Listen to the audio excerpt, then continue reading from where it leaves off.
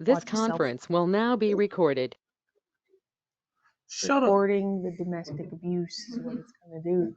Yeah, y'all saw her domestically abuse me.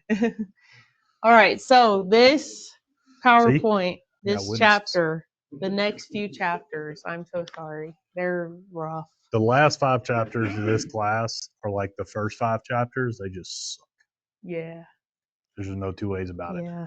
It's going to be a lot of death by PowerPoint and a lot of want to bang your head against tables. Yeah. It does. Yep. And then I tried to condense it down as much as I could. A lot of it should be review, like the LVAD stuff, the renal emergency, or the renal patients. So, objective overview of differences in living situations that you might see or be presented with as an EMT. See different chronic medical conditions that patients might present with, and then review the mandated reporter policy and how it affects you as an EMT. So we were just talking about that a little bit. It pretty much states like if you have suspicions of this, then it needs to be reported. And then we'll talk about the correct ways to report things. So disability, the definition refers to a condition that interferes with the ability to engage in the activities of daily living. So there's different kinds of disabilities. There's a developmental disability. So this is something that somebody is born with or beginning up to the age of 22 years is the definition. What was that? Oh, It's Joe. He's disturbing I thought class. this was talking. I was like, oh. All right. So I didn't know if it was like my phone or what. That was weird. All right. So some examples of developmental disability: cerebral palsy, Down syndrome is another one. That kind of stuff. Other disabilities are a result from trauma or a medical condition. So ALS, like you look at Stephen Hawking, right? That's a medical condition. So MS, Parkinson's disease. What is Parkinson's disease? Yeah, it's a neurologic disorder and they get really shaky. Stroke, we know that, right? What's another name for a stroke? Mm-mm. Almost. I can see wheels turning. What does CVA stand for? Anybody? Bueller. Cerebral vascular accident. TBI is like a stroke. TIA is like a stroke. It's a transient ischemic attack. But the difference is between a TIA and a stroke, like a CVA full blown, they're the same to us pre-hospitally, right? We're going to treat them the same, but a TIA will go away within 24 hours. So those symptoms all resolve, whether that's in front of you or not. And then you have your TBI, which is a traumatic brain injury or a spinal cord injury, can cause disability as well. So living situations of patients with disabilities, those range, right? So you can have a disability and live independently. You can drive your own car, you can do your own grocery shopping, or you might need to live in like an assisted facility, assisted home, or like an independent living where you're there, there's people there if you need help, but you don't need them all of the time, right? Some nursing homes, you think of that, they house some patients with disabilities as well. And then institutional settings. For some reason in my mind, when I think institutional settings, I think like insane asylums, but that's not it. So there's like group homes for these kind of patients that have different disabilities. And then there's your terminal illness. So end stage cancer, Lou Gehrig's disease, that's what Mr. Stephen Hawking's had. So ALS or MS may be at home or under the care of family and hospice care. And sometimes they rely on technology to sustain life. So that technology can range anywhere from like your automatic wheelchairs or any kind of communication device. They have devices now that it's like a contact. They put it in their eye and then they track on a screen and it talks to you as a provider. So those are kind of cool, kind of creepy. Yeah. AI freaks me out. Don't get me started on this. Yeah. So they might have an advanced directive or a DNR. So they have certain, like in their will, how they want to go. So some of these patients don't want any resuscitation at all. But remember, your DNR is not a do not treat form. So if you have a patient that's actively dying and they're uncomfortable, we can still give them oxygen, we can still give them pain meds. But if they code and you need to do CPR on them, a lot of times that form tells you not to do CPR or don't intubate, whatever their wishes are. And then their families, the patients, might have different emotional needs. So depending on what kind of patient you're dealing with, sometimes if it's like a kiddo, usually the parents are really well versed in whatever their kiddo's like illness is. But whenever you look at like some of these hospice patients, sometimes not so much around here because of who we have as hospice care around here, but in some of the bigger cities, some different hospice agencies, those families are not well educated on the condition of their family member. So they might not fully understand what's going on. So sometimes you just need to sit down and explain it to them the best you can. And sometimes there's going to be some like butting of heads because you're like, we don't need to do CPR on your 102-year-old Mimo. But they're like, she's a fighter. She's not. They never are. She's been a fighter for 102 years. I think she's done with that. But, Yeah. all right. So obesity, BMI of 30 or greater. This BMI scale, I think, is bullcrap, but this is coming off of your book. So this is how you calculate it. I've never seen it on a national registry test. It might be on there. It might ask you a question along the lines of you have a patient with a BMI of 42 or whatever. I've never been asked to do this, though. That's a lot. So obesity, patients are at an increased risk for multiple diseases. So high cholesterol, diabetes, high blood pressure, which puts them at a higher risk of stroke, heart attack, those kinds of things. So if you are dealing with a patient that is morbidly obese, we'll say, make sure that you have the correct resources on scene to help you. Remember in our lifting chapter, lifting and moving patients, you don't want to overdo it, right? Because you hurt your back once and your whole career is done.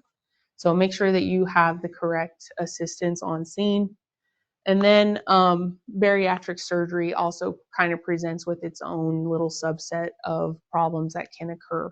So, like example, I had a family member that had bariatric surgery. She ended up getting really malnourished. She kept having blackouts. She ended up getting like a lot of problems with her stomach to the point that she had a systemic fungal infection. Her hair fell out and she was only like 21 years old. So it kind of gave her like this subset of symptoms that wouldn't be normal in a normal 21-year-old, right? So keep that in mind. Recent post-op complications of bariatric surgery are a thing as well.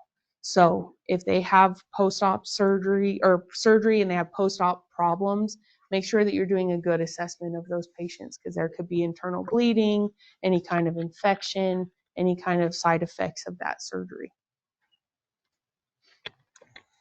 Homelessness, we deal with this quite a bit as EMS. It's not so much out here, but anywhere else that you go is going to be a problem. So I'm not so much a problem, just it's a problem. It's a problem. That sounds so bad. Respectfully, it's a very big issue, and it's an issue with the city, not so much the people that have encouraged the homeless population to continue to do just that. Yeah. So, definition of homelessness, a state of not having a regular place to live, often because of inability to afford housing.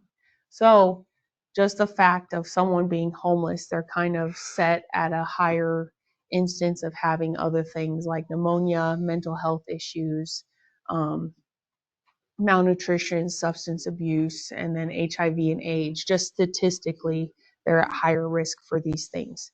And then whenever they get these things, because of their state of living, a lot of times they're not going to go get the help that they need. So these things can, if I had pneumonia, I'd go to the doctor tomorrow.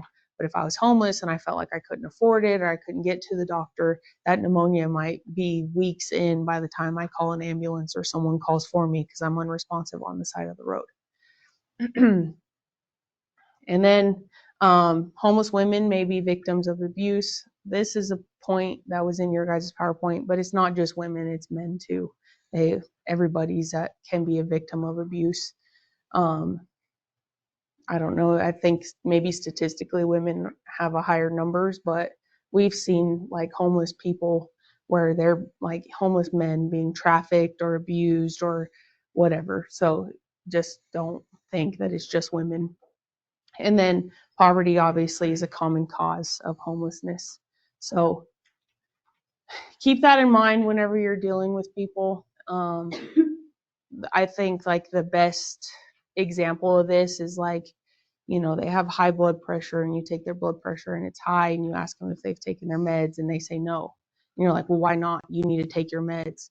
They might not have access to those meds. So just be compassionate. And a lot of times they get stolen from them.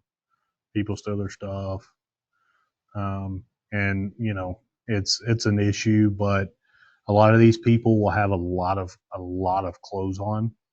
So you're going to have to derobe them before you try to get vitals on them. Yes, they're going to stink. Oh, well, like it's just what it is. But just be compassionate of these people and the morbidly obese people. Have respect for them as you would want somebody to have respect for you if you were in that situation. So you're only one bad decision away from being homeless. Yeah, it's true. Well, and if you watch like documentaries and stuff, we just watched a documentary of people living in tunnels under Las Vegas. I don't know if y'all have heard of that. It's wild. There's a whole tunnel system under Las Vegas, and they went in and interviewed some of these homeless people that are living under there. And some of them were just like, you don't grow any attachment to anything that you own because it's going to get stolen. Like you can't. It's wild. It's sad, is what it is. But. Yeah. All right, the TISMs. So autism spectrum disorders. The key word here being a spectrum. So you can range all the way from being functional to nonverbal. You can't do things by yourself. They affect the ability to communicate. So here's kind of the spectrum, and you can fall anywhere on that. So. Aww. I got 2 of those things. I know. I feel like there's been a lot come to light recently of like people that with undiagnosed autism, and it's starting to show because they're starting to see more things. Sorry. And so women are actually underdiagnosed with autism because of the subset of symptoms that are as a child that you may present with autism. So It's Calvin. It's like extremely smart. Like if you know what like a savant is like somebody like say little toddlers running around, they're 3 years old and they sit down at a piano and they just start freaking playing piano like a pro. It's Calvin. Yeah, it's okay. Calvin. Like very Calvin. Very smart. Like that's as at home as we can put it, because like he's a EMT basic. He has a neuroscience degree. He's a demolitions expert. He's in nursing school. He's taking critical care paramedic classes as an EMT just for funsies and passed them. And we're all about to do it. I'm probably going to fail the piss out of it. So like that's what it is. Just being ridiculously smart with zero effort.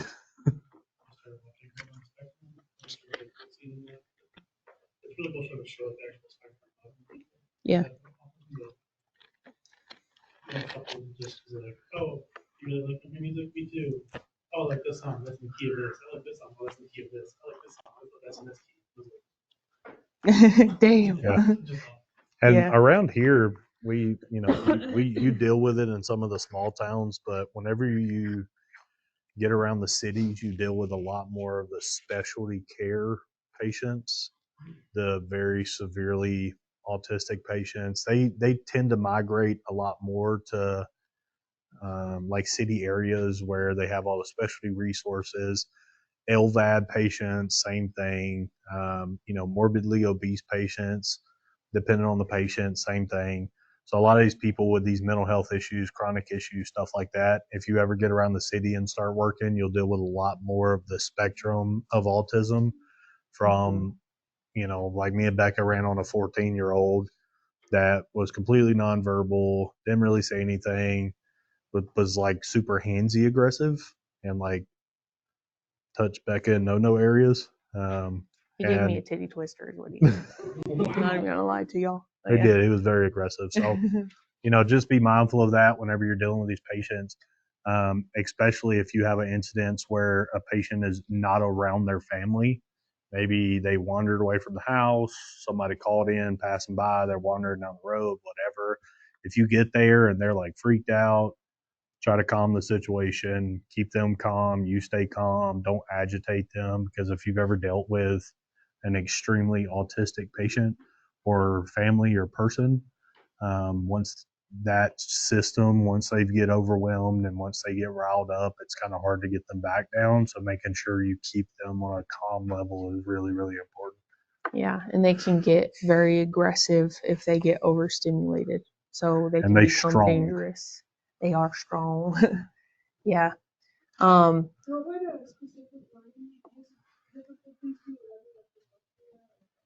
Yeah, that's where I would put that, like dyslexia, ADHD, ADHD, ADD. which is all the things I have. Yeah. Sprayed. Yeah. So one good way that you can kind of, mitigate some of these overstimulation problems for these patients, you got to take things slow while you're on call with them. Because if you're sitting there like, we got to get done, they're going to be overstimulated. Ask the family what's the best way to try to communicate with them, because sometimes the nonverbals, they can even like type things out, write things out. You can still have a form of communication with them. It just might not be normal for you. And then keeping everything chill. There's like certain ambulance services that actually keep like blue lights in the back of their ambulance because it's known to calm people down.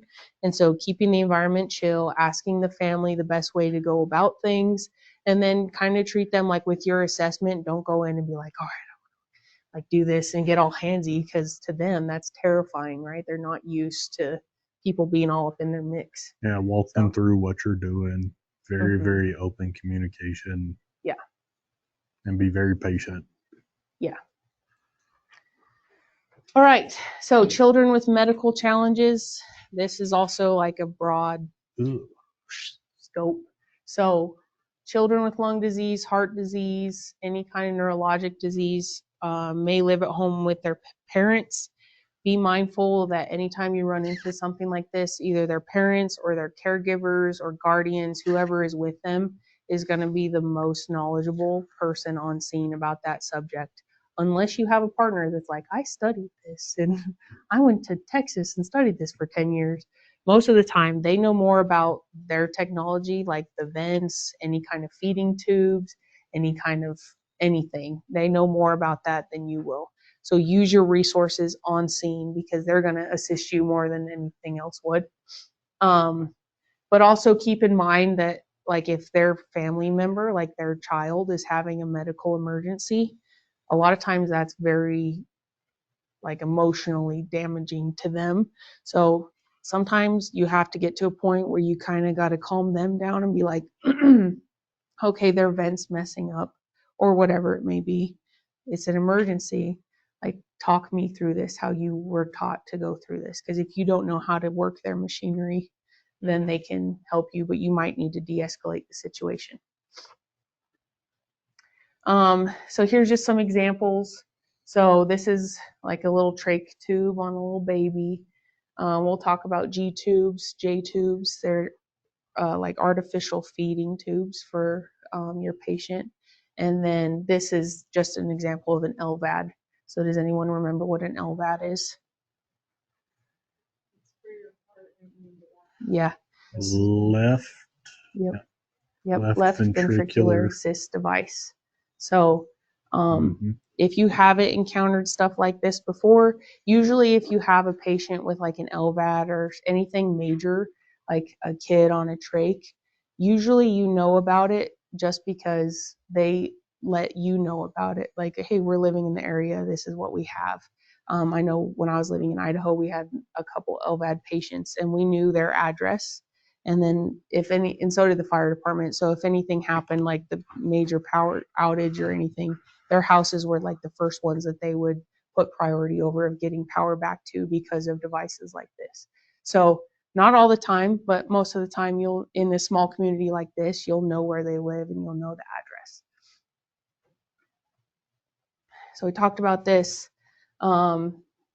Remember, duck on water, you could be freaking out because it's a 2-year-old on a vent and they're not breathing. But if you stay calm, that calm demeanor is contagious, right? So, Chaz walks in on scene and he's just like nonchalant about everything. And someone that was previously freaking out is probably gonna be like, oh, it's not so bad because he's not freaking out and he's a professional. So that is contagious. So Which isn't really fair because I don't freak out about anything. it's true. He'd be like, frick you.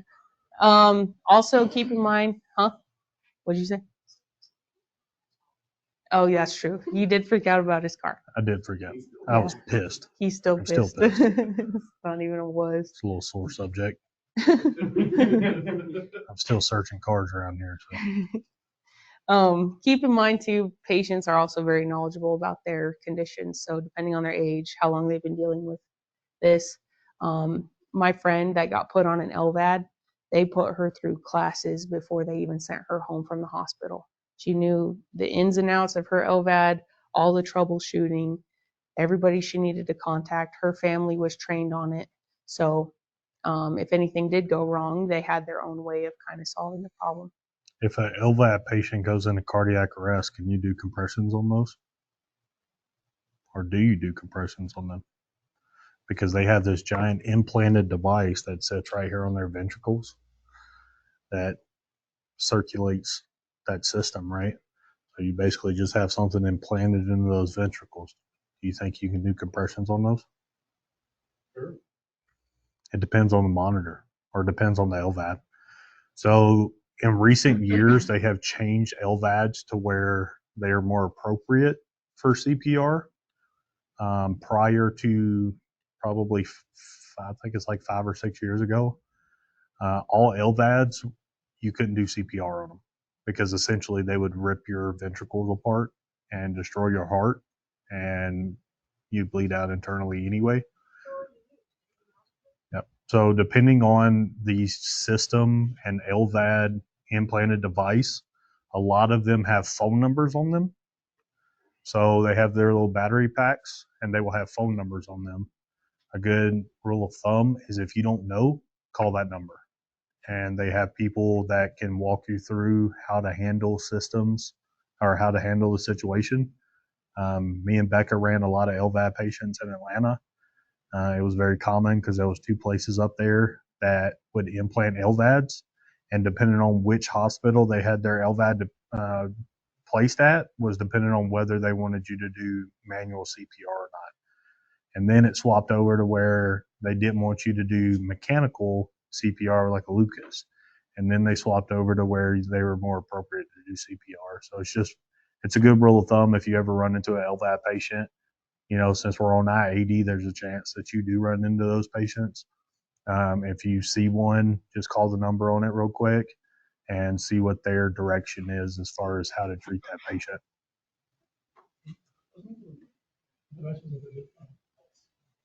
Yeah, that's the LVAD. Mm-hmm. The LVAD, you generally won't get like a pulse, and a lot of times you won't get like blood pressures and stuff. So it depends on the system. Some of them you can, some of them you can't, and it just all depends on the manufacturer, who put it in, because there's a couple of different LVAD companies out there. So. Mm-hmm. Yep. So some things you want to consider when dealing with any kind of patient with special challenges. So what is the normal expectations for that patient? So what we mean by that is, why did you call 911 today? What's different? What is their normal? Because sometimes what you might think is super abnormal, for example, there's a congenital disease. It's not even a disease. It's just a malfunction of babies where their little pulmonary artery and their pulmonary vein is swapped and they're born like that. And their normal oxygen saturations are in the 70s. So to you, you're like, oh crap, it's 70, they're dying. But their parents might be like, oh, that's completely normal, actually. Yeah, there's like as they're developing in the womb, they don't develop correctly. And so they're swapped. What's the name of it? Yeah, yeah. It's CHD, but I can't remember what it stands for. It's like Mike. chronic something. Hyperplastic. Yeah, because that kid around here has it. Mm-hmm. There's a kiddo here. Yeah. Something like that. But he's like normally sitting. What's that kid got? CHD? The hypoplastic right heart pulmonary artery band. Yeah.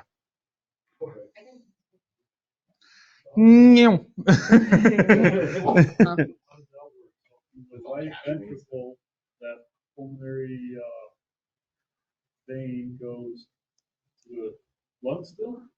It still goes to the lungs, but the blood flow in it is lessened.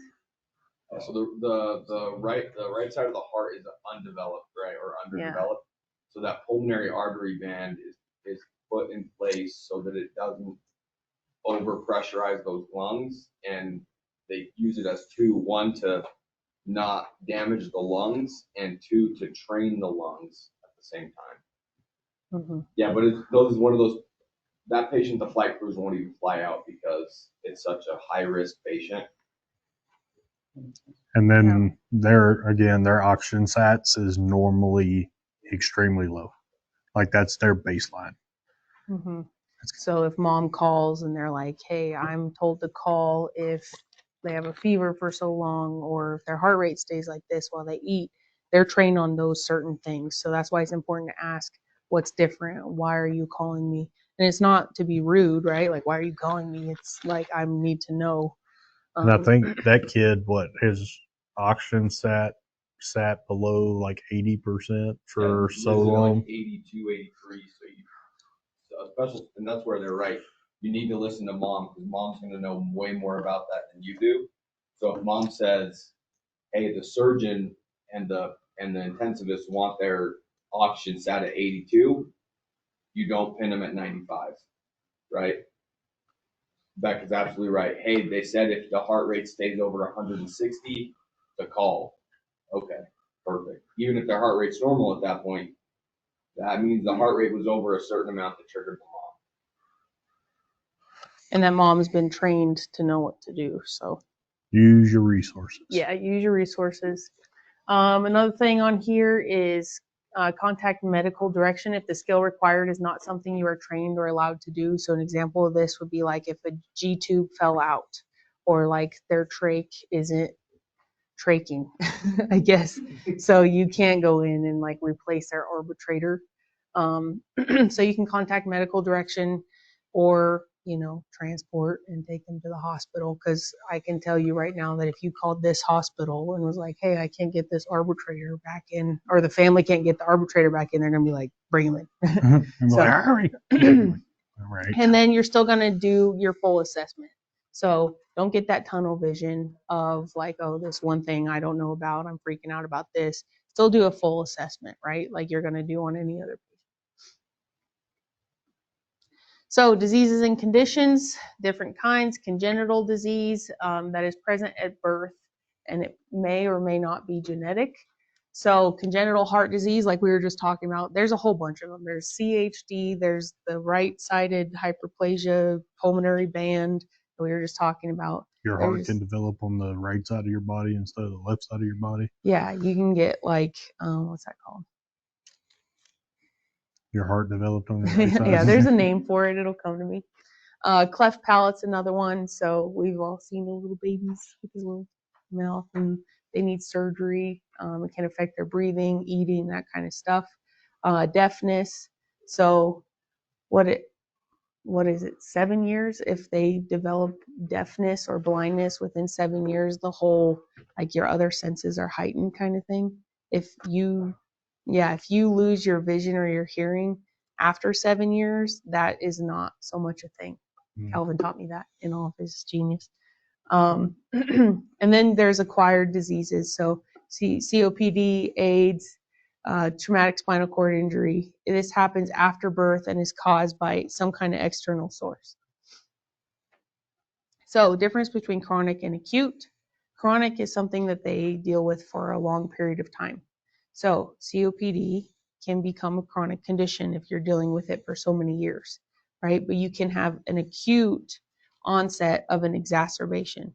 So the COPD is a chronic problem, but the suddenness of it getting bad one day is an exacerbation. That's an acute onset of an exacerbation. Does that make sense to everybody? Okay.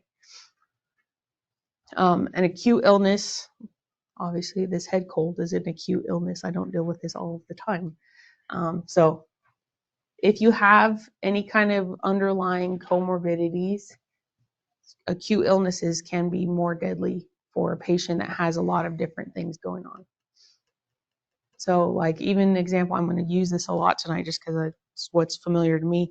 My friend with the LVAD and chronic heart conditions, if she gets a head cold, it usually puts her in the ER because she gets where she can't breathe, she gets fluid overload, she might like get infections in places that she normally wouldn't get an infection because of the LVAD. So those are things to think about as well. So different medical devices that refer back to respiratory. You can have like your CPAP, BiPAP for nighttime. Some people might even wear them in here. This is normally prescribed for somebody that has sleep apnea. Yeah, snoring. Most of the time, you don't get called for this kind of thing. Like if they're like, oh, my CPAP's not working, I can't sleep, I need to go to the ER. That's not usually a thing. Not saying it hasn't happened, but yeah. Then you have your trach tubes. So these can be a little hairy, scary if they're placed incorrectly. If there's any kind of infection around their little stoma, that can become a problem. The biggest thing that I've dealt with trach tubes is they get these mucus plugs in them, and they are disgusting. That's Becca's favorite. Blech. They're gross. So they get to where they can't breathe. They're trying to cough. They're trying to get out that mucus plug. And this is why they're my favorite, because whenever you so to fix a mucus plug, you take saline, like in your syringe, and you put like 2-3 cc's of fluid down there, and it breaks up that mucus, and then they'll get out. But the gross part is that thing shoots. Like it'll shoot and stick to the back of the doors on the ambulance. And my story is, it was not me personally, thank God, but I had a firefighter on scene with me. It was actually like a quick response unit in Idaho. And she's standing there like this and her hair's down. And the patient goes, and it right into her hair. And I can't do it. I can't do it. So be careful whenever you start dealing with mucus plugs. Another thing that can kind of mimic a mucus plug is if they've been having problems putting in their arbitrator. That's what this thing is called. If they have problems putting that in and they're sitting there forcing it in, they'll actually start to get swelling around the area, and to them it feels like they have a mucus plug. So that's one of those things that can kind of mimic that. So make sure you're looking at the site. Usually this is all gunky and nasty, and there's mucus and everything else put on it, depending on how often they're taking care of it. If these aren't changed out in increments, so I think it's like every few weeks or so they get a new one. If they're not changed out correctly, they can actually start to form like a necrosis, like their tissue in their trachea starts to die because that balloon's been inflated in the same spot for so long, and it clamps off blood flow for so long that they can start having problems like that. Can actually form a hole from your trachea into your esophagus. So there's a lot of problems that can come from these if they're not taken care of appropriately. So just kind of look at that. You can usually smell it if it hasn't been taken care of, which is disgusting. And then just remember that they're kind of more prone to pulmonary problems, pulmonary infections, because this is a direct, you don't have everything filtering it like you would in your nose, right? Your nose filters, your air filters, and that's kind of what keeps us like safe. But this doesn't have that filter.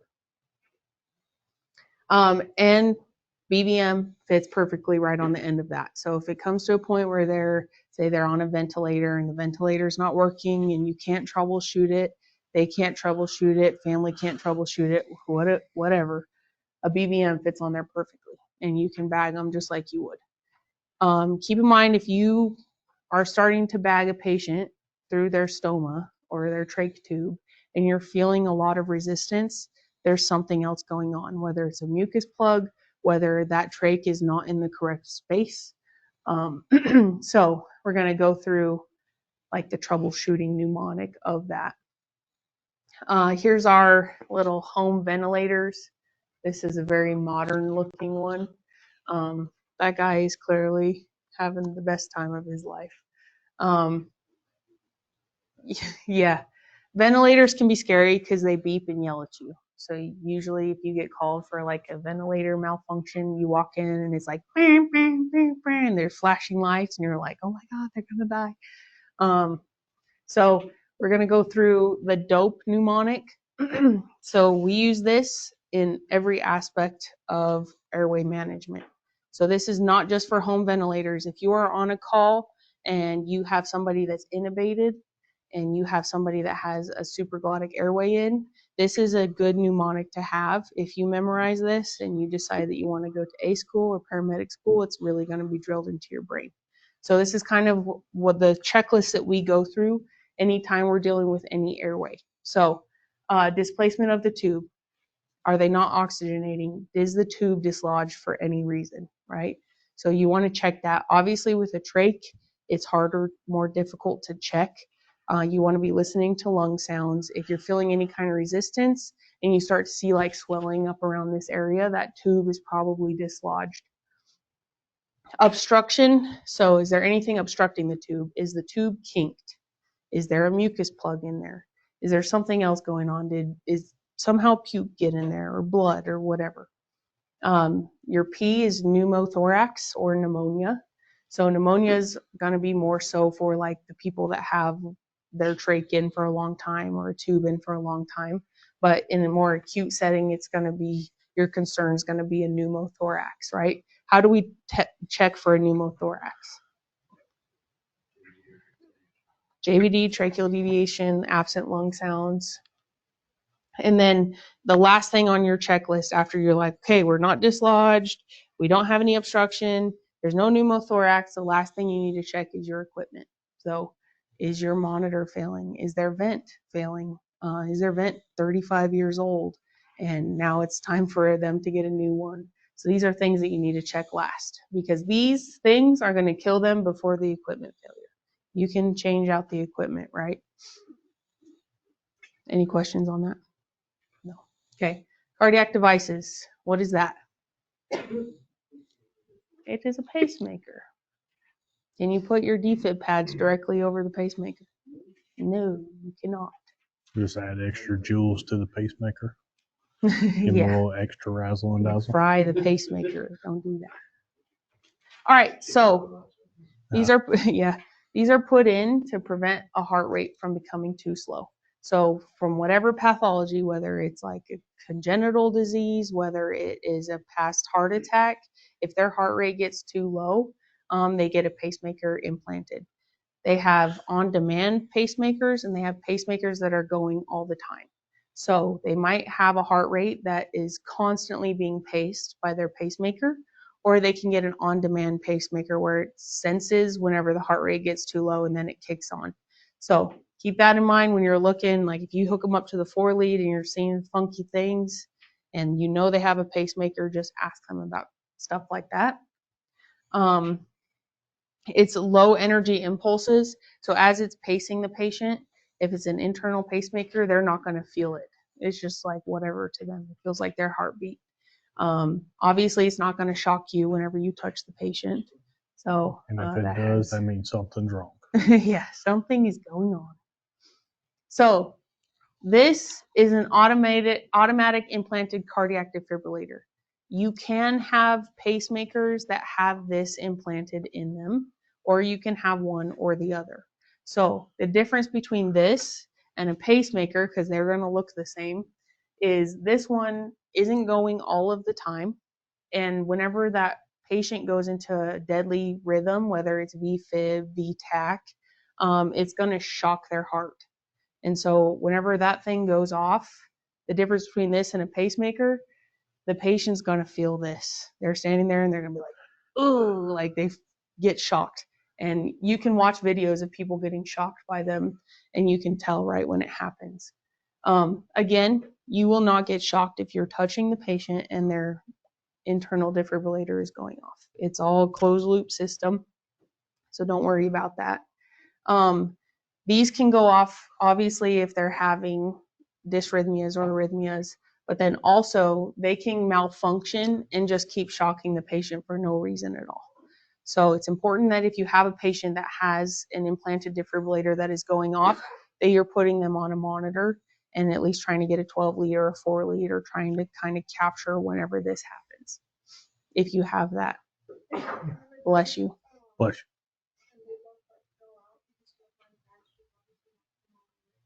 Correct. Yep. Yeah. I've actually worked a cardiac arrest before where the lady like died in front of us. We were working the cardiac arrest. We had the pads on. My paramedic was like, "Oh, she's in VTAC. Let's shock her." And then she shocked herself and like put herself back into a normal sinus rhythm. So just don't put it directly over it. So here's your differences. Pacemaker, set rate, low voltage, it goes off all of the time or on demand as the heart rate gets slower. The defibrillator is kind of a one-time thing. Yeah, I've dealt with a few patients that have had their internal defibrillators go off and they're not having a good time at all. So. If they do go off, if you get called for one of these situations, make sure you do a good history assessment on them. Try to figure out what they were doing when it went off. If they were outside cutting grass, freaking in the 110-degree heat, and it went off, note that, and then note how many times it went off.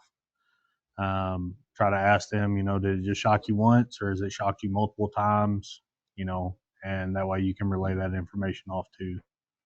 And it also tell you if there's a chance, if they've been shocked 3 or 4 times, either one, it's malfunctioning, or 2, you need to be prepared for your patient to decompensate because there's a potential that it happens again.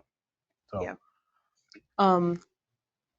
Some places that you work might carry big magnets. So as an EMT, you're not allowed to disable the internal defibrillator. But if you're working on a truck that has those magnets and it's malfunctioning and just going off and going off, you can actually shut them off with that magnet. You set it up on top of it and it'll just stop it from working in case it is malfunctioning. And then they have these fancy little vests that do the same kind of thing. Usually these vests are the bridge to getting an internal defibrillator. So they wear it, it talks to you, it'll be like shock delivered or whatever. And you're like, what? Pow! Yeah. There it is. Prepare for shock. And maybe they don't even prepare them, but yeah. Stay clear from the patient. You can still do CPR. You can leave this on the patient if you are working in cardiac arrest. It'll tell you if you're not supposed to be doing CPR on a patient. Do not do CPR on a patient. So yeah. How pissed I would be. I've only seen one Yeah. in my career, and it was actually on a kid. So I've only seen one. It was on I think a 40-year-old man. really? Yeah. His went off though. Yeah, the kids didn't. He was like, I don't know what happened. It started yelling at me and then shocked the piss out of me. And I was like, oh, I guess it did its job. I don't know. That'll happen. So here's the LVAD or the VAD. So LVAD is just determining on where it is in the heart. So left ventricular. You can have a BIVAD, which is in both sides. You can have a right-sided VAD. Most of the time, they're not sent home with anything but an LVAD. So remember, these patients are usually very sick. They have chronic heart conditions that have led them to their heart failing, and that's why they're put on an LVAD device or any kind of VAD device. And so they might have other things going on besides just whatever's going on in their heart. It's easy to get the tunnel vision when you see an LVAD because you're like, oh man, this thing is like their heart's dying. So this is the bridge between a sick heart and a heart transplant. This gives that patient extra life. That you do have patients that can be weaned off of this. This is a new thing. So it used to be once you had an LVAD, you're either getting a heart transplant or you're dying. Like that's your options. But now they're actually having studies where they're weaning people off of them, and they actually still leave. They never take this part out, but the actual device itself is removed from the patient. So remember that this is an external foreign item delivery right here, goes right into their stomach. So that can be a direct line of infection. If that thing gets infected, it is a line directly to their heart. So if you're assessing your LVAD patient and they got redness and ickiness and oozing coming out of that site and they look sick as crap, they are sick as crap because that infection goes directly to their heart. So keep that in mind.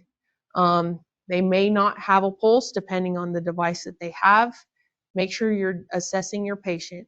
If you have a patient that is showing no signs of circulation, they're altered, if they're completely unresponsive, they're mottled, they're blue, they probably don't have a pulse, right? This thing's malfunctioning somewhere. And you're going to know it because they scream at you. They sit there and beep, beep, beep, beep, beep, beep. They scream very loud. Yeah. If you do have a patient with one of these, I always recommend listening to it. It's kind of a cool sound. You can hear it like it sounds like a little motor in their heart. If it ever sounds like they have ice in a blender in their chest, there's a problem. There's some kind of clot or some kind of something going on with that pump. The last really bad LVAD patient I had before we come out here was just that. She had an infection in her LVAD line. She stopped taking her antibiotics because she said she didn't like how they made her feel. By the time that they called 911, she was mottled, unresponsive. The company that put that LVAD in did not want us to do compressions on her.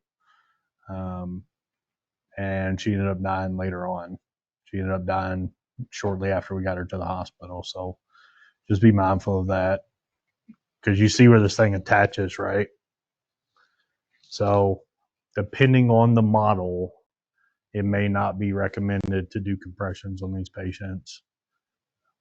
Again, you just have to, around here, we really don't deal with them. If you get closer to the cities, maybe Winnemucca has some. I know at one point we had a couple. But if you deal with these patients, listen to the family, and then call the hospital in which this LVAD is associated with, or call the number on the LVAD itself and try to get information about it and kind of what they want you to do and the direction they want you to go in. Mm-hmm. Like Chaz said, you may not be able to get a blood pressure on these patients either, obviously, because they don't have a normal pulse. It's just like a whooshing. You'll see in some like algorithms, if you work for a place that has like LVAD care algorithms, they say that you can get a blood pressure with a Doppler.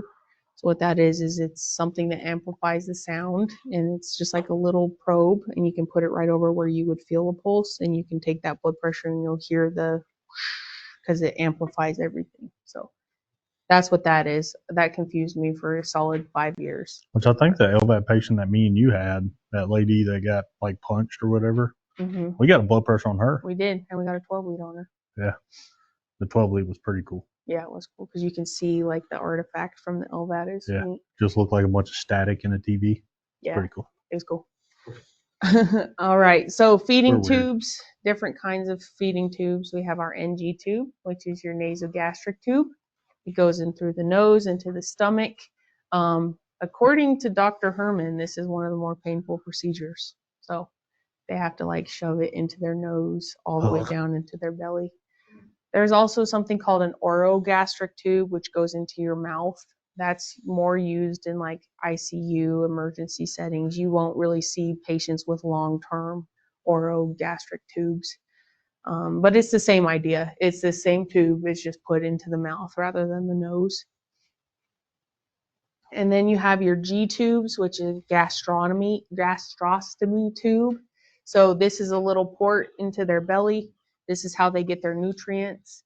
They get little feeding pumps, and they're advised to be fed so much, however long feeding times throughout the day.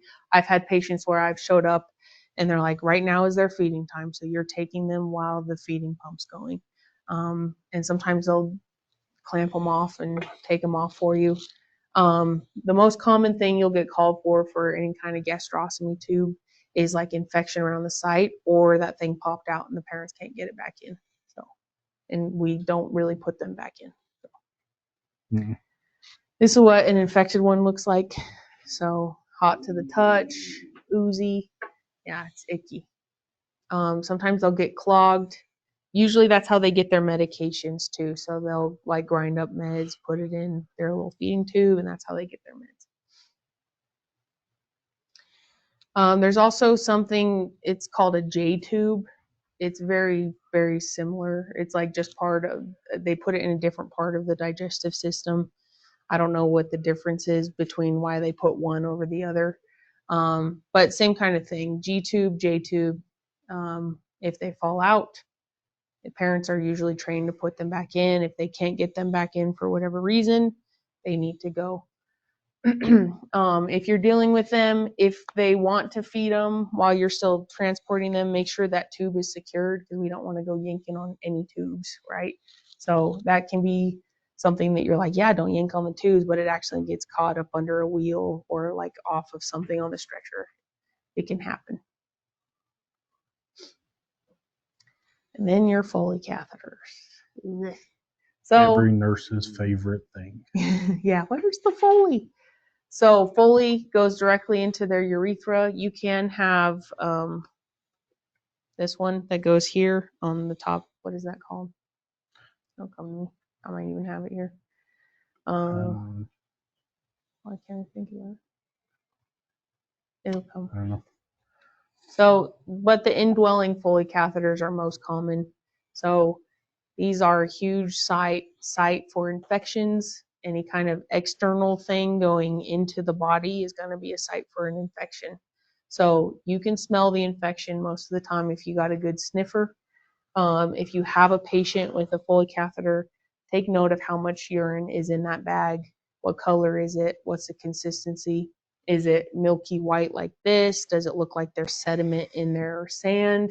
Is it dark amber color? Is it, how much do you have?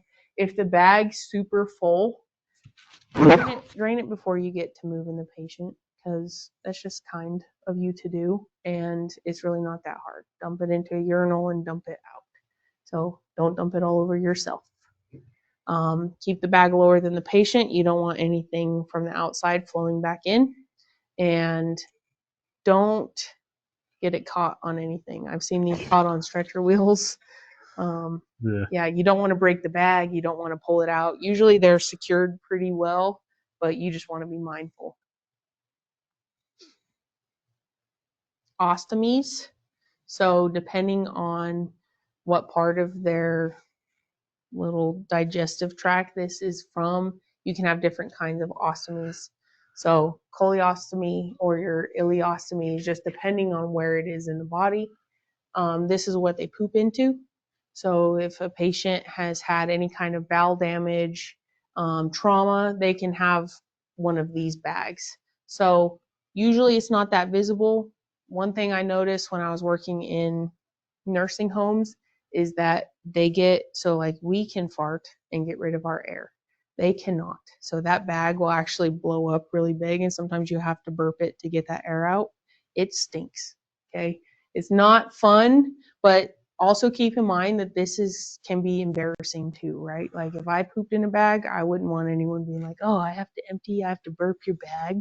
Like I would be so embarrassed. Also, burping the bag is better than the bag exploding. True. And that can happen also. So it's better to burp the bag than you be bebopping down the road and then hear a pow. And then you look and now you got poop everywhere. Yeah. Yeah, and normally it's not super solid. It's like a watery poop. So cleaning them out if they need help cleaning it out before you go, that's a thing that you might have to do. Yeah, prevent breakage and dislodgement. So this is put on like a sticky little surface and it just goes around that hole. So it can get dislodged, it can get pulled off. Every patient I've had with one of these is very mindful of it, obviously, and then they know like the care and everything. This site can get infected, so look for that. If this bag is starting to fill with blood, that's obviously a problem too. So just keep that in mind. Dialysis, this should be review for y'all. So what are the two types of dialysis? What are the two types of dialysis? Oh no, I touched it. Thanks. Can't cover all the TV.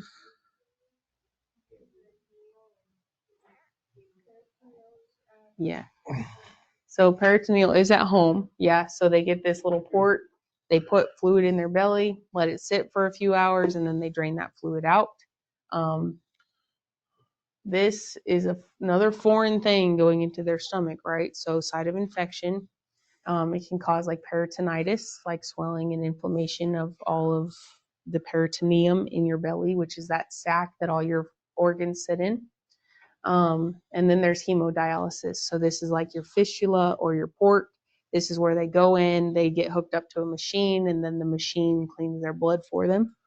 So that's the two differences. This isn't super common. This, as an EMS provider, you're going to run into that way more. I say that, and then we're going to get some frequent flyer that does this all the time. Yeah. I am. All right, so central IV catheters, these are inserted surgically. This is also a direct line into like an artery, or like sometimes they go directly into the atria of the heart. So if this is infected, there's other things going on, right? So if it looks infected, any of these are like, if you ever deal with a patient that has to give themselves meds through these, they're very mindful of wearing a mask when they're accessing those ports. They're very clean about it. They clean their surfaces. Usually what they end up putting in this while they're not using it is some kind of blood thinner. So they call it a hep lock. So they use heparin to lock it so it doesn't get clotted off at the end.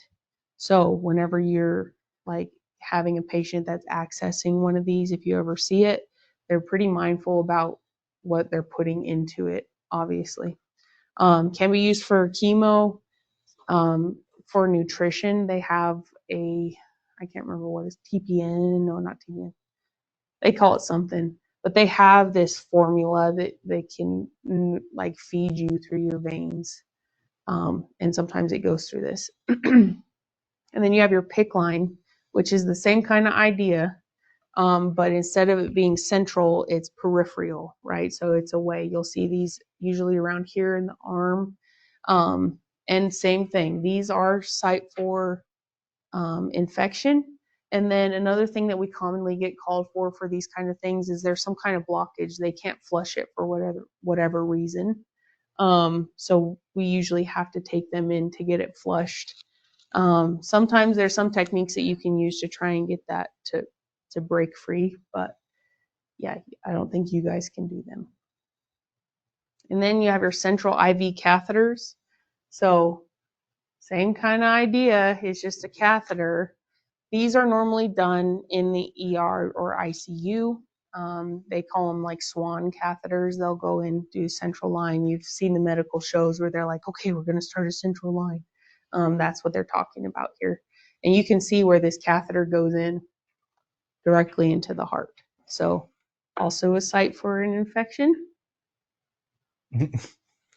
All things cause infection. All things cause infection. Then another thing you might see that's more common out of the hospital, this is your implanted port. So this is surgically implanted. This is like a little nubbin.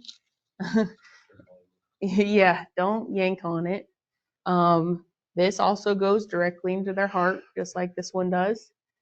You can't, but EMS can, paramedics can access this port. They use this special needle. It's called a Huber needle. And so what you do is there's on their little port up under their skin, you can feel 3 little bumps and you can just poke that needle right into it. Big source for infection. I'm just gonna keep saying that. This is kind of what your infections are gonna look like if you see them. Pain, redness, swelling, any kind of discharge around the area you want to take note of. Don't put an AED pad over it. Have a high index of suspicion for sepsis because this is going to spread. This gets hot to the touch. It's icky. It's a direct line to the heart. Yeah, so bad news bears. Yeah. Yeah, PICC lines. Right there.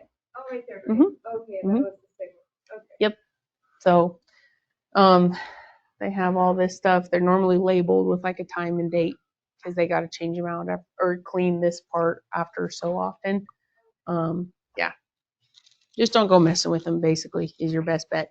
Don't go yanking on them. Don't go pushing stuff into them.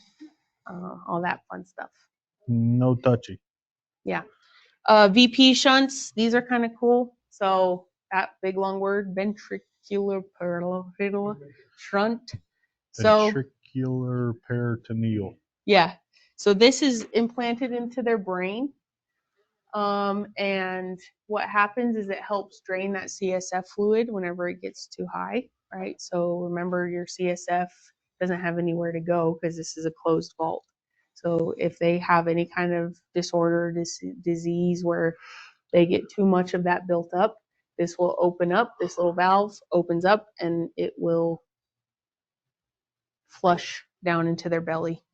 I've had one patient where I actually felt it flush, and then he had a seizure right after. So that was super cool. Whoosh. Yeah, it's exactly. What the frick? You remember? Yeah. Yeah, it was that one lady that Mhm. we went on, and it was her grandson. Yeah. So if that shunt malfunctions for whatever reason, whether it gets pinched off, clogged off, has some kind of infection in it, that pressure in the skull can't be released. So you're going to see a lot of the same signs and symptoms as like your traumatic brain injuries, right? Because there's an increase of pressure in there that shouldn't be there. Altered mental state, any kind of infection of that shunt. Sometimes those shunts just stop working. And so they get that increased pressure. They have to go in and get a new one put in. It flushes itself to the stomach. And I'm guessing, I'm sure it gets peed out. That's my. That Yeah. would be a great question for Calvin. Yes. Where is Calvin? Yep. We just know how they work. Yeah. That's all I know. So, physical impairments. I don't know why this has to be said, but I've seen it in every single class I've ever taken in EMS. Physical impairment does not mean mental impairment. You don't have to scream at the people because they can't hear you. Just write it down. Give it to them. Same thing with the language barrier. If you speak English and they don't understand you, they're not going to understand you if you just start speaking English louder. That's not Yeah. right. You're like, do you hurt anywhere? They're like, Yeah. no habla English. And you're like, do you hurt anywhere? I don't know. So hearing loss, if you have a patient with hearing loss, there's a couple, if they have their hearing aids, cool, help them with them. They might have this kind of phone. I've never seen this. I actually had to Google TDD or TTY phone. It just like annotates for you. So if they have something like that available and you can figure out how to use it, cool. Use your resources. I just Writing use on- voice to text on my phone, right? Yeah. What if they're hard of seeing too? But what are you gonna do? They can't read that. It's true. Yeah. Writing on paper is an option. Another thing that you can do if someone's hard of hearing, you can put a stethoscope in their ears. Don't scream into the end of the stethoscope, but if you talk, it'll amplify it so they can hear it. And be like, "Excuse me," and they're like, "What?" Yeah.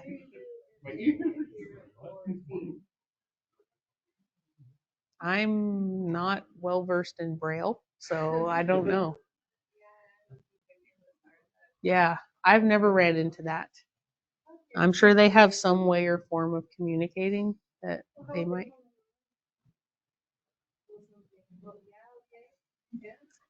I don't know. Probably. Huh? Morse code? Dot, dash, dash, dot. Uh-huh.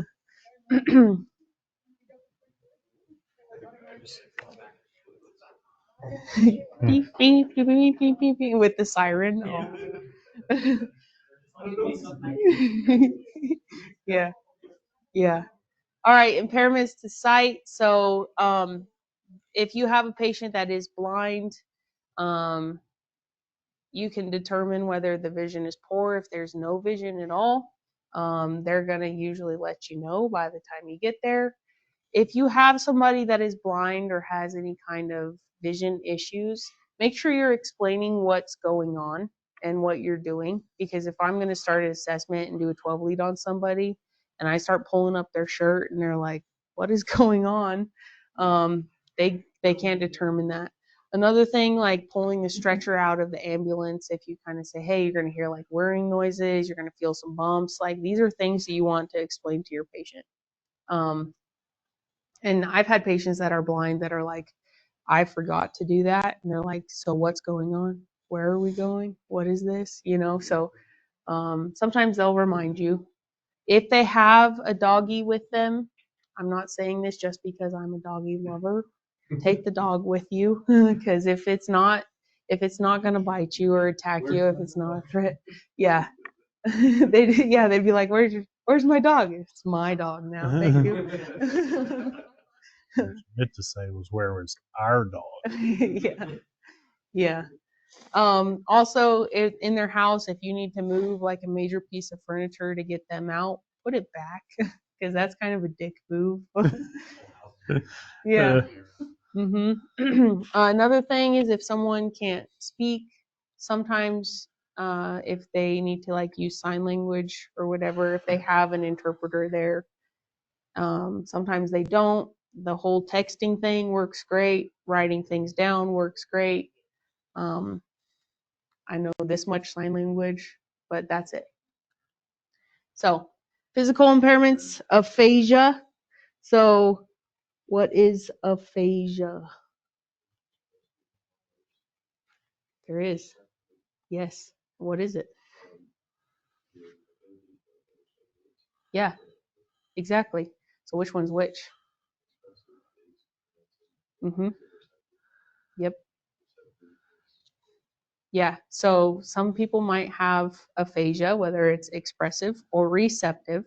So, expressive means that they can understand what you're saying, but they just can't talk. And so for whatever reason, sometimes depending on what area of their brain's affected or what's causing it, sometimes they can talk, but they just can't get out the words that they want to say. So expressive aphasia, they'll be like the purple monkeys, but they're wanting to say my toe hurts or whatever. So that's an expressive aphasia. Receptive aphasia, they can't, they're like this, hello, and they're like, what is hello? What does that mean? So they're having a hard time being a reception to that. When are you most commonly going to see these issues? You can, yeah. Brain trauma, right? Strokes, huh? At the bar. At the bar, yeah. At the Nevada. Yeah. But yeah, so most commonly you're going to see these in like stroke patients and stuff. When you get on scene, they are trying to like talk to you. And you're like, hey, what's going on? And they're like, and they look like they're physically trying to speak with you, but they just can't get the words out. That's a very common issue that they're going to run into. Yeah. Yeah. Mm. Yeah. They're just not understanding. Like if I look at you and say, hey, the sky's blue outside, they're going to be like, what is blue around the corner? And so it's just a disassociation of what you're saying to what they're understanding. Mm-hmm. So 2 different parts of your brain do each. So sometimes they might not be able to speak, like my foot hurts or whatever, but they can write my foot hurts. So it's a speech problem, and it's a certain part of your brain. Broca's in one. And then difficulty walking or standing. This also might be a side effect of a stroke if they still have impairments, or anything like double knee replacements. They need a hip replacement. There's a bunch of things that can cause difficulty walking or standing. So make sure you're assisting the patient, help them help you if they have a walker that they would prefer to use, wheelchairs. If you take the patient, you need to take their device because at some point they're going to get discharged from the hospital, hopefully, and they're going to need it. Be use your brain when it comes to that.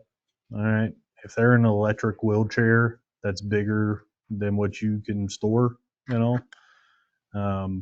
you might need to call somebody, call Mike or CJ, or be like, hey, can you give me a truck? Call the sheriff's department, be like, hey, is there any way y'all can help us out with this? Like, use your other resources because they're still going to need that equipment. And don't just be like, frick you and your chair. We're going to the hospital. And then leave their $15,000 electric chair sitting on the side of the road. Yeah. Be mindful of that stuff.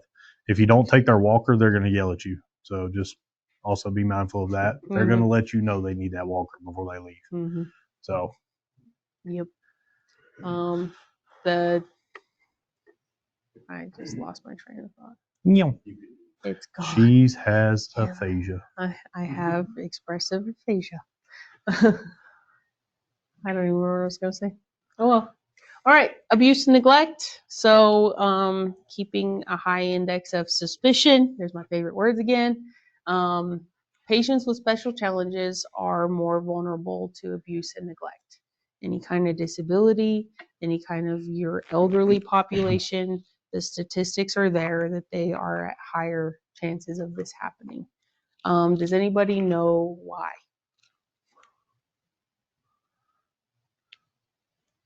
There's a big hint right here.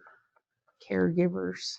So there's something called caregivers fatigue, right? And their family member, their person taking care of them, whoever, they could go into taking care of them with the biggest heart ever. Like, yep, I'm going to help Mima. But day in and day out of dealing with the same patient and taking care of the same problems, and it's wearing on them emotionally, physically, whatever, there's something called caregivers fatigue. And so they can get to where they're abusing their patient. And it sucks. So some things to watch for: stories that are inconsistent with injuries. Grandma says, oh, I just tripped and fell. Or like, I wheeled myself into a cabinet on accident and their stomach's all bruised up. That doesn't really make sense, right? Multiple injuries in various stages of healing. Sometimes you do have, like, your geriatric population bruises easier than that's a stage 2, if anyone needs an example. They do bruise easier. So you might see elderly patients with multiple bruises, and all it takes is for them to bump their arm and they get a big old bruise. But just keep in mind, like, if you're seeing a bunch of stuff, trust your gut instinct. If you walk into a house and like you got like a spidey sense, keep that in mind. Also kind of look at whoever else is around the patient, and if they're just like, whatever, those are things to keep in mind too. Same thing with like parents and children. You're sitting there dealing with a baby with a broken arm, and the mom's just like, yep, get him out of here. Like, your little spidey senses should be like, ding, ding. This is what I was taught in my paramedic class about identifying abuse and neglect of kids, especially. So it's called the 10-4 Faces P. So these are just different kind of categories on things to look out for when it comes to abuse and neglect. 7. All right, so 10, the 10 part of this, if it's the torso, ears, and neck, these are not common parts for kids to hurt themselves if they're like running around, jumping, whatever. You're gonna see like the abuse marks, like if it looks like a hand mark, those are things to look out for. Any bruise, if they're 4 months or younger, any bruise anywhere, right? So if you have an infant that the mom's like, yep, he fell off of the bed, like a neonate fell off the bed and now is sick. Neonates normally don't fall off beds. They don't start rolling around. So keep that in mind. And then pattern bruising. So if it looks like a handprint, if it looks like a belt mark, if it looks like any kind of cords, specific patterns, these are things that you should be on the lookout for whenever you're dealing with kids. Also, if you're dealing with the same kid multiple times or kids from the same household, those are things that you need to keep in mind too. Look around the place. Is the house well kept? Do they have freaking chemicals and cleaning stuff everywhere out? Look at their like living situation. If they have mattresses in the middle of the kitchen floor for these kids, the abuse that we saw, I don't know if I was working with you, the kid had a broken arm and he had a cast made out of duct tape. So like these are things, yeah, like that's not a normal cast. So what's going on? So Same thing with the little 12-year-old that we picked up. She passed away, but she had cigarette burns on her, multiple bruises. She had petechial hemorrhaging, where it looked like she had possibly been strangled. So just be mindful of that. Look at your patients. You know, if they don't really have a real good explanation on why this kid has a very similar, particularly shaped round burn mark on their arm, you know, like, all right, well, I ran into my mom smoking one time and burnt my arm. But they start patterning and they have multiples, like, watch out for that kind of stuff. mm-hmm. And a lot of times, like, that's going to be somewhere that, like, if it's on their back, obviously, like, they're not going to burn themselves on the back. This is another pattern that you see. This is, they dip them in boiling water. So any kind of, like, burns bilaterally where it looks like there's a clear water line, whether it's all the way up to their butt or just down lower, this is a pattern that you might see. And this isn't, oh, well, I ran the bath too hot and they went to get in, because if the kid went to get in, it's going to be one-sided, right? So just keep these things in mind. And this is where it comes in, like, you need to objectively document what you saw. So you can't be like, I know mom was beating on this kid because I saw this and I felt like this. It needs to be objective, things that you saw and things that back up your suspicions. So child abuse is not always just physical abuse, though, so keep that in mind. So psychological or emotional abuse, neglect, physical abuse, sexual abuse. What constitutes neglect? This is a serious legal question, because what I view as neglect and what someone else views as neglect might be two different things, right?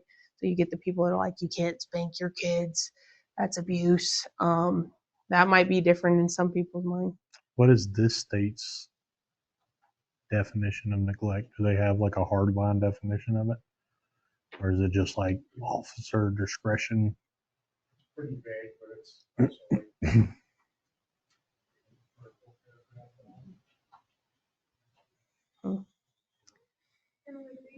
there's no like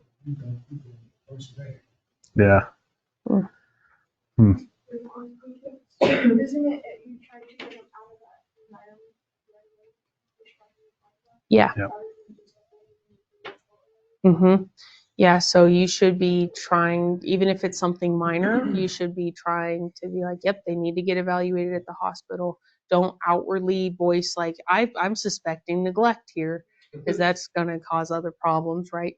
So keep it and then try and get them out of there. And if you can't get them out of there, you need to refer back to the sheriff's department, police department, whatever. You need to get in contact with them and again, objectively relay the information to them as to what you saw explain to them, hey, I couldn't convince mom to let me take this kid to the hospital, but I walked in, they have burn patterns very consistent of, this. It doesn't make sense to me. The story didn't really line up. And then they can do a follow up from there. Mm-hmm. All right. So like this says, lack of food, shelter, and safe environment. Not a lot of people are going to call EMS for that kind of thing. Maybe a neighbor, but that's not very common. But if you are on a call and you suspect these things, make sure you objectively document, you report, because you are in this state of Nevada, you are a mandated reporter as an EMT. So, child abuse, neglect. Any object may be a weapon, whether it's their hand, whether it's a cigarette, whether it's a book, anything, a shoe, nail polish. Garden hoses. So another thing you might see is shaken baby syndrome. So any kind of like altered mental status when it comes to kids, they get like this sunken eye look. Their eyes might be red. They might have like bruising in places. Those are things that you need to keep a lookout for. So, mom or dad or caregiver or babysitter gets angry and they're like, why don't you just shut up? And then the baby shuts up, but now baby's dead. So, and then sexual abusers may expose themselves or engage in intercourse or torture. So that's part of like if you see any kind of external genitalia injury, you need to suspect something like this. But then there's also the unseen injuries too, right? So you get like the psychological trauma that refers to this. And that goes back to the don't probe these people. If they don't want to talk about it, don't force them to. That's not your job. That's Joe's job. Right? So if you don't have to force them into talking about it, that's fine. The little girl that me and Becca picked up, the little 14-year-old that was being trafficked in Atlanta, she didn't want to talk about a bunch. She gave a little bit of information. That's fine. That's not my job. Mm-hmm. If you want to tell me, tell me. If you don't, that's cool. We can talk about it. You can talk about it later with somebody else. And that's where your quotations come in any kind of charting. If you ever say in your chart, patient states, quote, and then put exactly what they said, if you're going to say something like that. So, child abuse and neglect, part of your assessment. We talked about repeated visits for the same child or multiple visits to the same household for different children. A lot of the time, it's like one child is kind of singled out whenever it comes to the abuse. So, and if it's real bad abuse, you're not getting called for that kid, right? So, poorly healing wounds, multiple wounds in different stages, unusual behavior for a kid. So, if you have like an 18-month-old, like almost 2-year-old, what do 18-month-olds usually do? They run around, but like if they see a stranger, what are they gonna do? Yep, they're like, hey ma, now they're glue. So if you have that unusual behavior of like that kid doesn't want anything to do with mom, those are things to take note of as well. So, assessment of the adult on scene. Are they inappropriately concerned? Like your child's arm's broken and you don't care. That's also objective, right? Because different cultures also have different ways of dealing with this. So, if the mom is like, or dad or parent, caregiver, whoever else is on scene, are they like kind of explosive with their emotions? Are they struggling to control anger? Are they having outbursts towards you or any other person on scene? And then if there's any indications for substance abuse.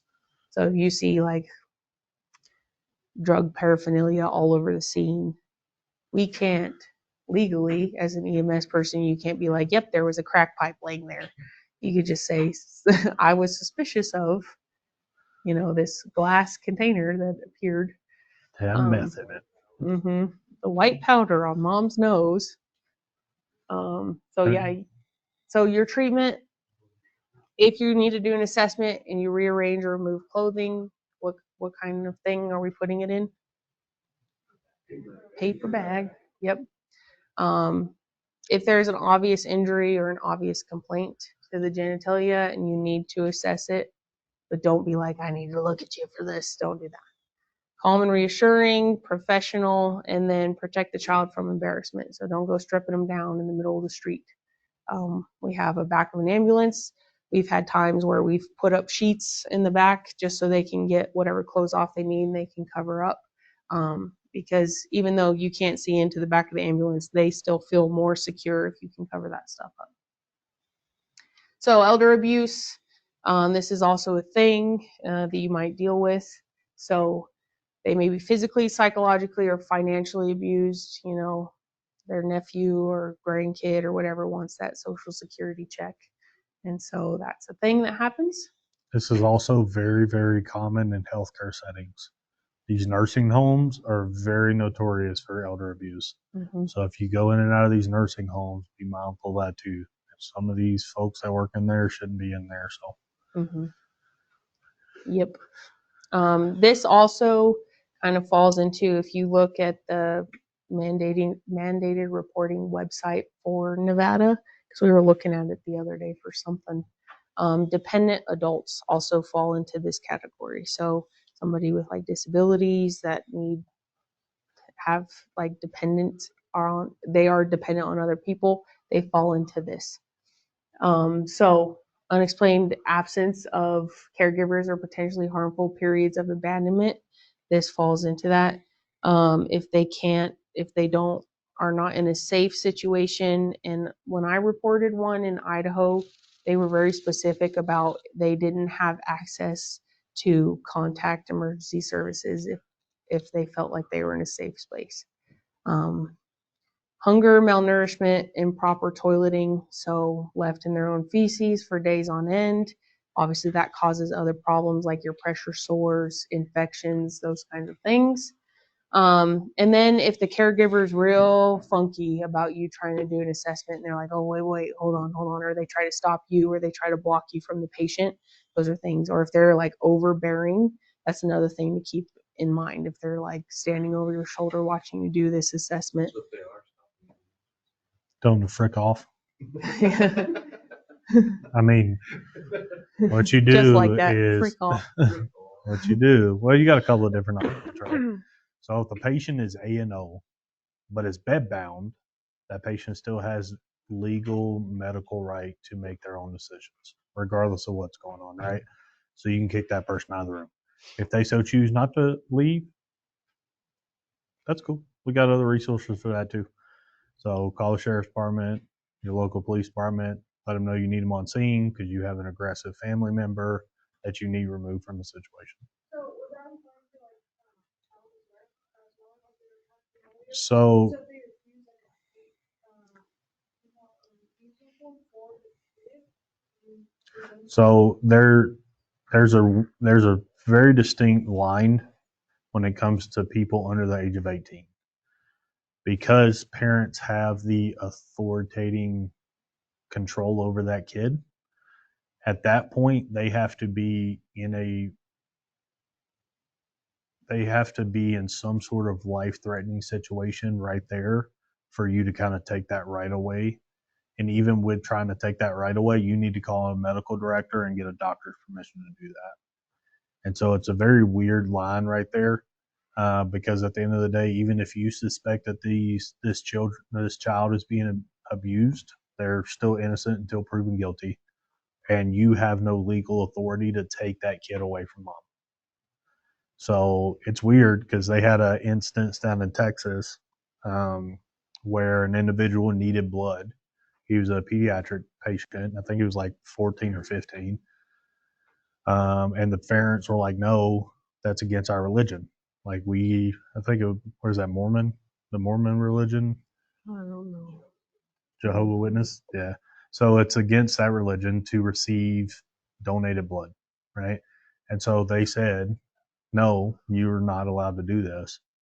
Well, the parents left, and this kid was on the cusp of dying, and he did it anyway, and he ended up with a fat lawsuit and a lot of legal issues because of it. So the best advice I can give you if you ever run into that is call medical control and see what they're going to recommend. Because if a doctor says, nope, they ain't got no choice, then, then you get the sheriff's department involved, and you kind of take it out of their hands. But it's weird. Dealing with kids is weird.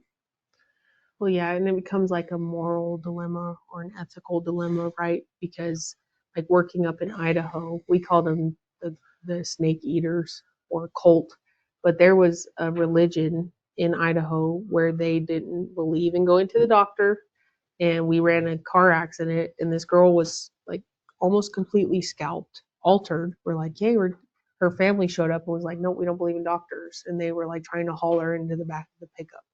And PD was like trying to stop them, and it turned into a whole thing.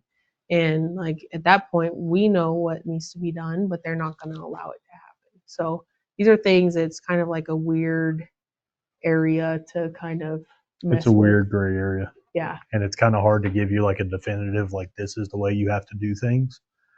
The best thing to do if you're ever presented with that, where you're like, this kid really has to go to the hospital, call medical control and be like, hey, mom won't let me do this. This is what I suspect. This is what I think's going on. And then kind of proceed with whatever they tell you on the phone. And then again, the doctor has no legal bounds. Technically, the doctor has no legal bounds there. And so if the sheriff's department shows up and they're like, sorry, we can't take this kid from mom, if mom don't want him to go, like, there's nothing we can do. Then again, your hands are back to being tied. So when you're dealing with people like elderly people or young kids, you can get some really, really sticky situations. Okay, so reporting mandates, this differs from state to state. So depending on which state you live in, from what I could find for the state of Nevada, suspected abuse must be made within 24 hours of becoming aware of such a concern. The route that you're going to take, contact law enforcement. There is mandated reporting websites. There's also phone numbers that you can call. So mandated reports for adults, child abuse, elder abuse, disabled people, dependent.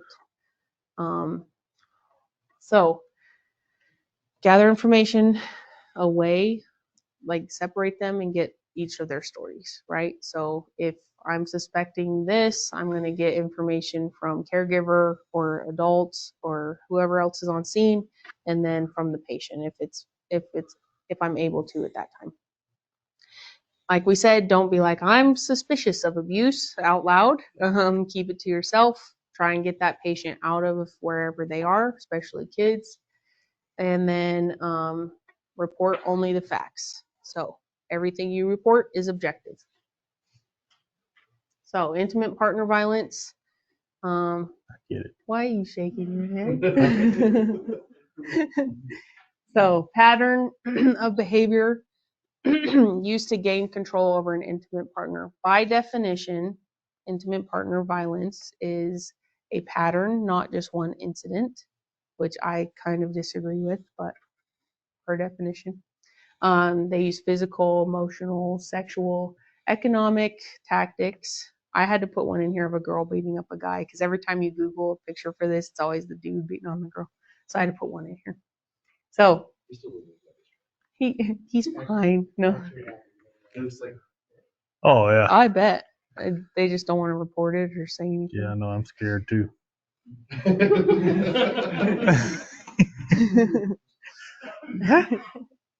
He's gone. Don't worry about it. Oh, All right. So signs and symptoms, physical signs of abuse. Obviously, that's one thing.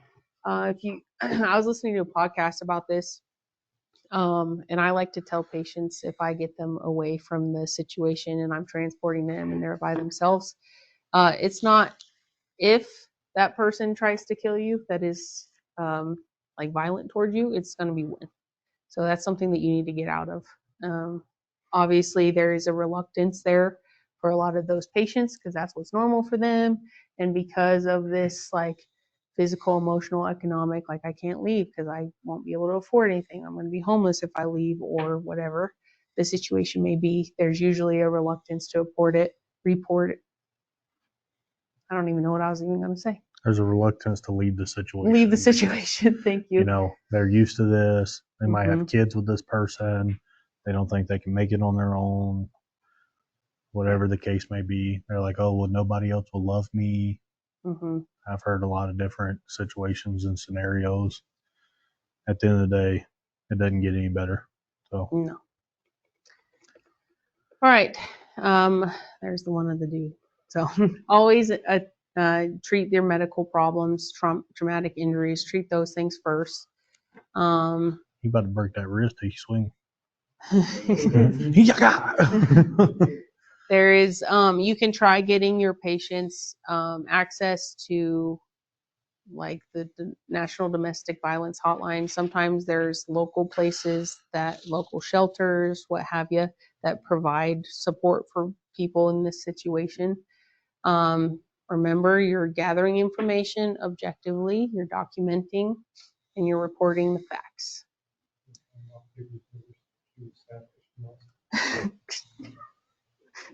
Jesus. All right, so human trafficking, like we said on Tuesday, Nevada is the #1 state for that. So that's cool. Good job, Nevada. Yeah, it is Vegas. So by definition, the exploitation of a person for compelled labor or commercial sex act through force. So this exposes your victims to multiple different things: STDs, malnutrition, abuse, mental health issues, drug dependency. Because a lot of times they're like, hey, take this, and then they kind of drug them up before anything goes on. So signs and symptoms, I'm losing my ability to think as the night goes on. Any kind of STD complications, look at your scene. One thing they were really big on teaching us this in Atlanta was like that partner, same kind of thing with the caregivers that are overbearing. If their a suspected partner is there and they're like, no, I'm going with them, or why are you doing this? Poor eyesight or eye problems, I think that refers back to like maybe this, I don't even know why that's on there. I can't, it's just on the list. They can't see that bull crap. They can't see that bullcrap. Malnourishment or dental problems that usually occur from the malnourishment. Disorientation, phobias, panic attacks.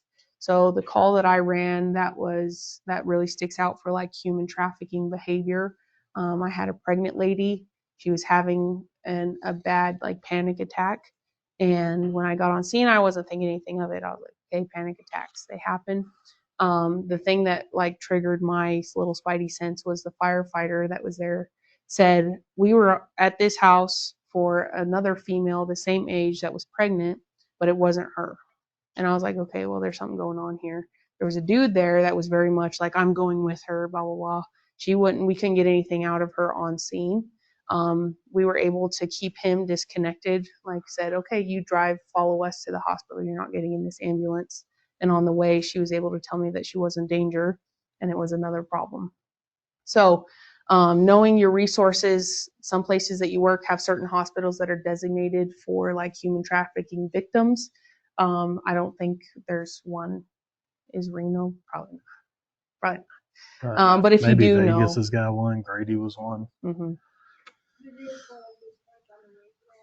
No, normally that stuff you don't really air out over the radio. It's more of like a secluded conversation you have. You just call with whatever their complaints are, give them minimal information over the line, and then once you get there, you kind of dive off more in depth, kind of off to the side, and let them know like as you're walking in the doors, especially if you can get your hands on the charge nurse really fast, like, hey, listen, this is what I think is going on.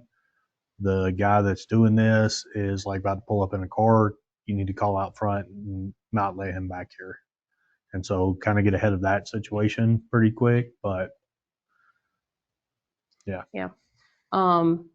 Yeah. And abuse is a big thing. I've heard like the horror stories of them like trying to have them, like if that person gets pregnant, then a lot of times they don't want them to have that baby, right? And so there's a lot of like horror stories of those babies being cut out, things like that. So you need to keep that in mind.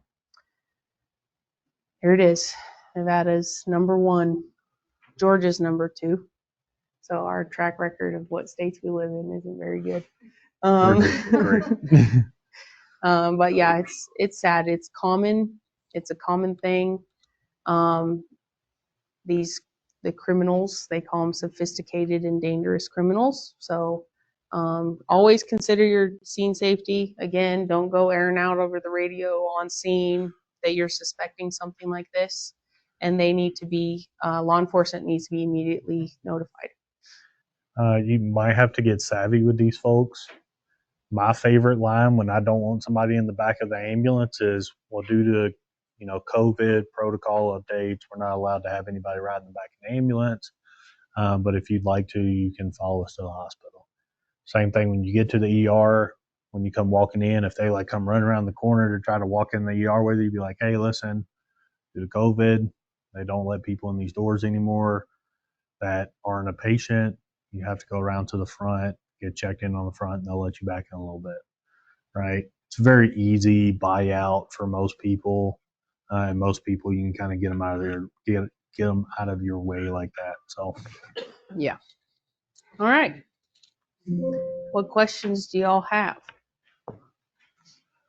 That one was kind of long. I'm glad we didn't do both of those on Tuesday. go ahead. Okay. So you do know,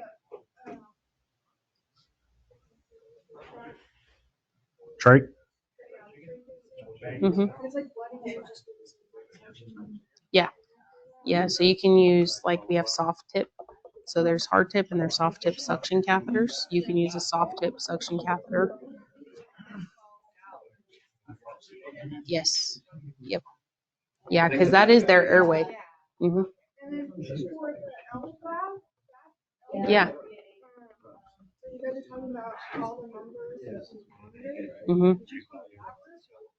The monitor, it's like a crucial thing that you know to Yeah. I would simultaneously, I would prioritize calling the phone number first so you can start the troubleshooting process. If you don't already have ALS coming, like just kind of use your best judgment in that situation. But personally, sure. Right. Unless you're on like a QRV unit or something like And then how would you put it? that. Is it ostomy bag? Yes. So it's sealed around their belly part, but let me go back to the picture actually. Uh-oh. Is that Wreck-It Ralph? No, it was Wally. Oh, So this part right here on the bottom, it's like a flap. Have you seen those waterproof backpack things that you like fold down and then clamp? That's exactly what it is. So you just either unvelcro it or unclamp it and roll it open, and then it's an open bag at that point. You just open it, push the air out of it, and then roll it back up. Mm-hmm. Yeah. Yeah, they get like all bubbled up. So. Okay. Yes.